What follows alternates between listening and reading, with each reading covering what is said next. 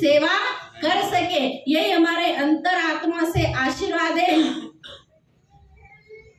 परसों सुबह यहाँ से हम ठीक 9:30 बजे विहार करके चेतन भाई झारमुता, विनोद जी भंसाली और नीलेश भाई लोढ़ा के नूतन निवास के ऊपर हमारा चातुर्मास परिवर्तन है। और 9 तारीख को हम वहां से आगे विहार करके दासर अली जाएंगे और वहां से 10 तारीख को हम पाशुलब्धि धाम जाएंगे। 11 को हम बीच में रुककर 12 तारीख के दिन भरत कुमार जी फतेहराज जी कानूंगा परिवार ने फार्म हाउस बनाया है। उस फार्म हाउस के अंदर 10 दिन तक हमको साधना करना, इसलिए 10 दिन हम वहां पर स्थिरता करके पुनः वापस इसी क्षेत्र के अंदर आएंगे। और 11 दिसंबर को प्रेस्टीज बिल्डिंग के अंदर महामांगलिक का एक कार्यक्रम रखा है। उसके बाद 28 और 29 दिसंबर को दादा गुरुदेव श्रीमद विजय राजेंद्र सुरीश्वर जी महाराज का स्वर्गारोहण दिवस गुरु सप्तमी मेला हमारा श्रीरामपुरम के अंदर फाइनल हुआ है। तो श्रीरामपुरम के अंदर गुरु सप्तमी मेला के अंदर हमारी निश्रा रहेगी। उसके बाद 1 जनवरी को विविपुरम के अंदर 1008 सामायिक रखी गई है और उसके अंदर मंगलिक का कार्यक्रम, महामंगलिक का कार्यक्रम रखा गया है। तो आप महालक्ष्मी लेआउट वाले को तो प्रत्येक कार्यक्रम के अंदर उपस्थिति देना है, आपको सबको आना है। हम आपको नहीं छोड़ेंगे और आप भी हमको छोड़ना नहीं। और मुझे तो पक्का भरोसा है कि महालक्ष्मी लेआउट वाले कभी हमको भूलने वाले नहीं और हम भी कभी उनको भूलने वाले नहीं है। और जिन ये 4 महीने के अंदर कुछ कार्यक्रम कराते हुए, कभी कुछ व्याख्यान के अंदर, कभी कुछ बोलने के अंदर आया हो, स्वाभाविक कभी हम क्या कभी कुछ बोल देते हैं, किसी को बुरा भी लग जाता है। तो इस 4 महीने के अंदर यदि किसी आत्मा को हमारे वचन से, तन मन काया से यदि ठेस पहुंची हो, तो हमारे दोनों साध्वी जी भगवंती की ओर से सकल श्री संघ को मिच्छामि दुक्कडम कि कुछ कहने के अंदर आया हो तो आप सकल श्री संघ, मैंने तो पहले ही बोल दिया कि हम तो आपकी बेटियां हैं। क्या है, बेटी तो हमेशा क्या करती, बेटी से गलती भी हो जाती है, पिता से भी गलती हो जाती है, लेकिन उनका प्रेम तो कैसा है कि दूध के अंदर शक्कर डाले ना, ऐसा प्रेम रहता है। कहते हैं कि एक बार एक सासू जी और उनकी फ्रेंड मिली, तो दोनों मिली हो तो उन्होंने, एक फ्रेंड का नाम था बदामी बाई और उसका था दूसरी फ्रेंड का नाम था दाड़वी बाई। तो बदामी बाई के घर के अंदर नई नई बहू आई और बहू सासू की खूब सेवा भक्ति करती है।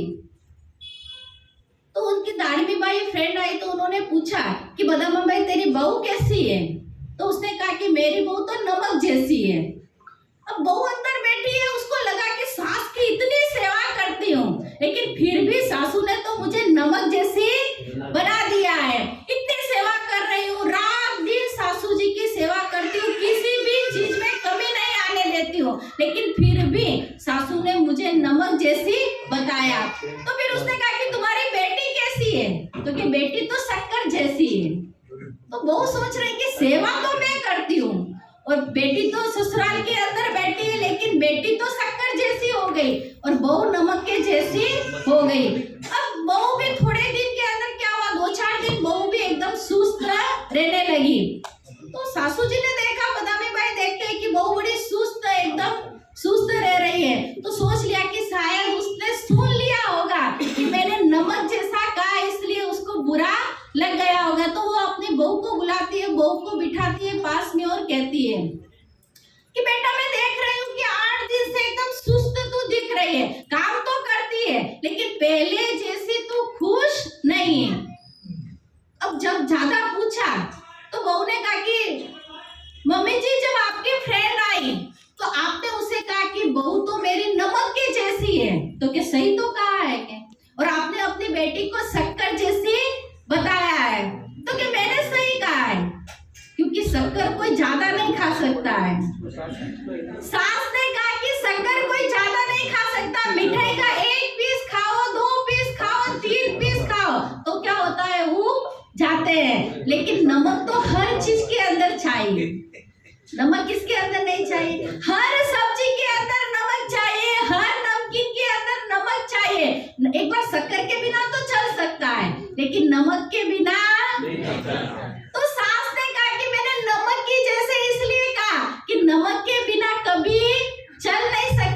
एक बार शक्कर के बिना तो चल सकता है, बहू के बिना कुछ काम नहीं होता है। एक बार बेटी तो नहीं भी आवे तो भी काम हो जाता है।